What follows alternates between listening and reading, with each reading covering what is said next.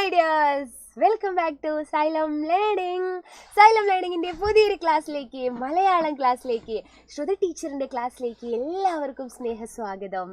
അപ്പോൾ നമ്മൾ ഇന്ന് പഠിക്കാൻ പോകുന്നത് പരീക്ഷയ്ക്ക് വളരെ പ്രധാനപ്പെട്ട് കാണുന്ന, എപ്പോഴും വരാറുള്ള ഒരു ചോദ്യമാണ് കേട്ടോ. നമ്മളൊന്ന് നോക്കിയാലോ. എന്താണ് ആ ചോദ്യം?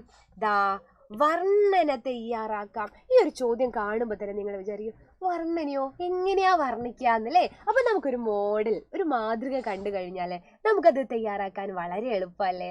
അപ്പോൾ മിക്ക പരീക്ഷയ്ക്കും ചോദിക്കാനുള്ള ഒരു ചോദ്യമാണ് കേട്ടോ, വർണ്ണന തയ്യാറാക്കുക. ഒന്നുകിൽ പ്രഭാത വർണ്ണന, രാവിലത്തെ വർണ്ണന അല്ലേ, അല്ലെങ്കിൽ സന്ധ്യാനേരത്ത്, ഇല്ലെങ്കിൽ ഏതെങ്കിലും മനോഹരമായ ഒരു കാഴ്ച, പ്രകൃതി കാഴ്ച അല്ലേ, പ്രകൃതിയിലെ മനോഹരമായ ഏതെങ്കിലും ഒരു കാഴ്ച നമ്മളോട് വർണ്ണിക്കാൻ പറയും. ചിലപ്പോൾ എന്തെങ്കിലും ഉത്സവത്തെ കുറിച്ചൊക്കെ ആയിരിക്കും വർണ്ണിക്കാൻ പറയാ. അപ്പൊ വർണ്ണന എങ്ങനെയാണ് എന്ന് മനസ്സിലാക്കിയാൽ നമുക്കത് എളുപ്പത്തിൽ എഴുതാലോ അല്ലേ? അപ്പോൾ നമ്മുടെ ലൈവ് ക്ലാസ്സുകളൊക്കെ കാണണം. അതുപോലെ വാട്സപ്പ് കമ്മ്യൂണിറ്റി ഗ്രൂപ്പിലൊന്നും ജോയിൻ ചെയ്യാത്തവരുണ്ടെങ്കിലേ ഇപ്പോ ജോയിൻ ചെയ്തേക്കണം കേട്ടോ.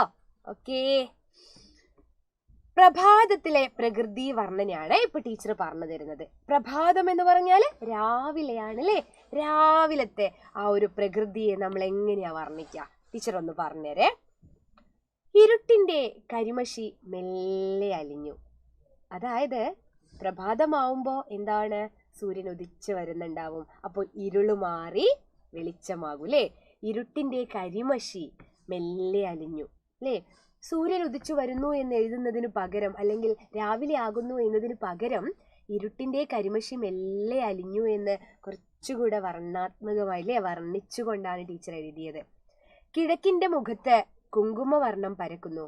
കിഴക്ക് സൂര്യൻ എന്ത് ചെയ്യുന്നു? ഉദിക്കുന്നു എന്ന് നമ്മൾ പറയുന്നുണ്ട് അല്ലേ? അപ്പൊ അവിടെ ഒരു കുങ്കുമവർണ്ണം പരക്കുന്നു അല്ലെ? കിഴക്ക് ഭാഗത്ത് ആദ്യം നമ്മൾ എന്താണ്? ആ ഒരു കുങ്കുമവർണ്ണം.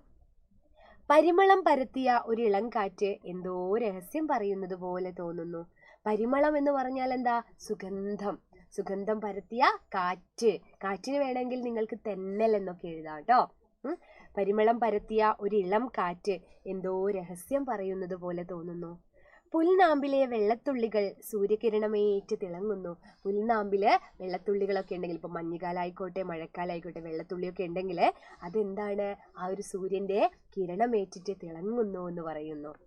മഞ്ഞിന്റെ കുപ്പായമിട്ട നീലത്തടാകത്തിൽ കളിവള്ളങ്ങൾ ആരെയോ കാത്തിരിക്കുന്നു. ഒന്ന് ചിന്തിച്ചു നോക്കൂ. മഞ്ഞിന്റെ കുപ്പായമിട്ട, മഞ്ഞുകാലമാണല്ലേ, ആ ഒരു നീല തടാകത്തിൽ വെള്ളം ഒരു നീല കളറിൽ കാണുന്നുണ്ട്. അവിടെ ഒരു കളിവള്ളങ്ങൾ അല്ലേ, കളിവള്ളങ്ങൾ ആരെയോ കാത്തിരിക്കുന്നു. അരുവികൾ കളകളമൊഴുകുന്നു. വയലിലെ നെൽക്കതിരുകൾ നൃത്തം ചെയ്യുന്നു. നേരം വെളുത്തു അല്ലേ? രാവിലെ തന്നെ അരുവികളൊക്കെ കളകളം ഒഴുകുകയാണ്. പാതി വിരിഞ്ഞ പൂക്കൾ സൂര്യനെ നേരെ നോക്കി ഒരു ചെറു പുഞ്ചിരി നീട്ടുന്നു. പാതി, നേരം വെളുത്തിട്ടില്ല, അപ്പൊ പാതി വിരിഞ്ഞു നിൽക്കുന്നുണ്ടാവും പൂവുകൾ. അപ്പൊ പാതി വിരിഞ്ഞ പൂക്കൾ എന്താണ്? സൂര്യനെ നോക്കി ഒരു ചെറു പുഞ്ചിരി നീട്ടുന്നു. പക്ഷികൾ സന്തോഷത്തിന്റെ ഗീതം മൂളുന്നു. പക്ഷികൾ എങ്ങനെ പാട്ടുകളൊക്കെ പാടും അല്ലേ? പാട്ട് എന്നതിന് പകരം ഗീതം എന്ന് ഉപയോഗിച്ചു എന്നേ ഉള്ളൂ. പക്ഷികൾ മനോഹരമായി പാടുന്നു എന്ന് എഴുതിയാലും തെറ്റൊന്നുമില്ല. ഈ പ്രഭാതം എത്ര സുന്ദരമാണ്. ഒരു പ്രഭാതത്തെ നോക്കി കാണുന്നതിൻ്റെ ഒരു വർണ്ണനയാണ് ഇവിടെ കൊടുത്തിരിക്കുന്നത്.